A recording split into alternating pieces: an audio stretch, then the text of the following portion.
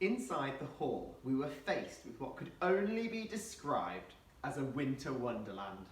Our class were on stage, with Gamble in the middle holding a smouldering foil plate. His face covered in soot and his eyebrows had been burnt off. Rosie was still dancing at the edge of the stage, staring desperately at the man and woman from the TV and film industry. I didn't have the heart to tell her the truth about them. Meanwhile, the parents were all on their feet. From somewhere, they'd started singing, "We Wish You a Merry Christmas." And from what looked like snow was drifting all through the room from the sprinkler system in the ceiling. Snow! A Christmas snowstorm indoors? Nobody seemed to have noticed that this wasn't normal. The children were whooping and cheering and flicking the snow at each other and grabbing it and rubbing it all over their faces like Santa beards. We knew it wasn't snow though. It was foam. Foam made out of boulder whey mixed with water. "No!" cried Vanya. "Get out!" I screamed at everyone. "You've got to get out!" The foam was all over their heads and faces and hands. A few people had even tipped their heads back to catch the foamy flakes on their tongue. But nobody heard us over the singing and the laughing and the cheering. Only Mr. Noblet and the teachers looked concerned. And they didn't even know what the foam was. They just thought the sprinklers were going off. They were scrambling around trying to move people outside, but the parents were too busy singing. In fact, they were singing so loudly that you could barely hear the fire alarm. Vanya and I stood, rooted to the spot. There was nothing we could do, and as everyone in the hall belted out the final chorus, we could see the first sprouts of hair appearing on the first faces. The mince pies and the actors had finally ruined Christmas. All in all, about 400 adults and children ended up as furry as I was. As soon as they realised what was happening, people began gibbering and prodding each other and tugging on their hairy faces and making all these strange howling and hooting noises. It was like being in a room full of gibbons. We turned around to Mr. Legonk, but he was nowhere to be seen. He had vanished into thin air.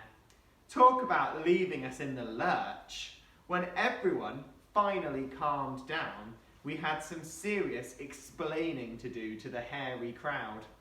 I was actually pleased for Mr. Legonk's sake that he wasn't there. He'd have been torn limb from limb. The worst person was Rosie. She was hysterical, shrieking and wailing that the TV and film people would see her as a hairy mess.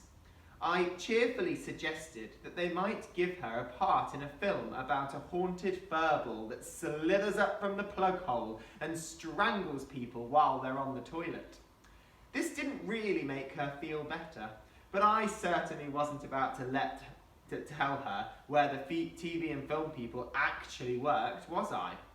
An ambulance eventually came, and the shocked and overwhelmed paramedics told us that we should all go to the local hospital to be checked out. You should have seen the faces of the people in the waiting room when 400 Yetis arrived.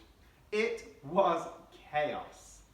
The weird thing was that even though she now had a long scruffy beard, Mum was most upset by the fact she didn't get me to see perform the Brussels sprout boogie. "It really isn't that good," I said. But a couple of other parents had heard her, and they were asking their children too. And within a few minutes, there was a lot of voices begging us to perform it. "I don't think so," I said, even though most of my classmates seemed ready to give it a go. "If you do it, Roman, you can have one of the treats I brought," said Mum. "They're at home in the cupboard." "A squidgy splodge chocolate log supreme?" I asked. Mum mumbled something and shoved me towards the rest of my class, and Vanya pulled me up to the front. Mrs. McDonald tapped her phone with a hairy finger and the backing music started. Then my class performed the furriest, beardiest and strangest looking Christmas song of all time. And so that was that. Just after we'd finished our performance and the hairy hand clapping from our audience had died down, a doctor came out and addressed the room from on top of a chair. It turned out that putting normal hair removal cream on children isn't a good idea, so the hospital was going to have to order some special mild cream from abroad.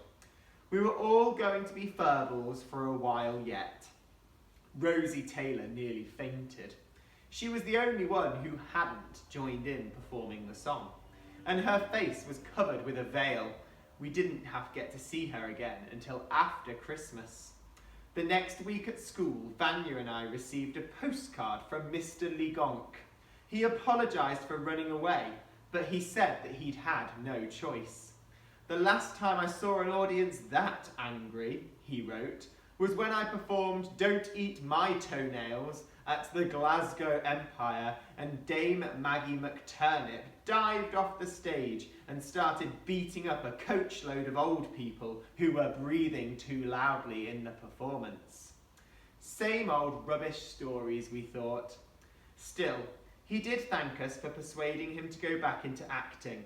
Apparently, the very next day after running away, he'd been given an exciting role, playing a talking pair of boxer shorts in a new kids' TV show called Dr. Grundy's Incredible Undies. I think I'll give it a miss when it comes on the telly.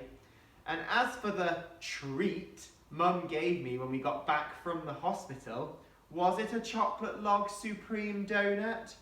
No, it was a mince pie. And that is the end of the mighty Mince Pie Massacre. So next week we're going to begin a brand new Roman story, so watch out on Monday to find out which one we're going to read next.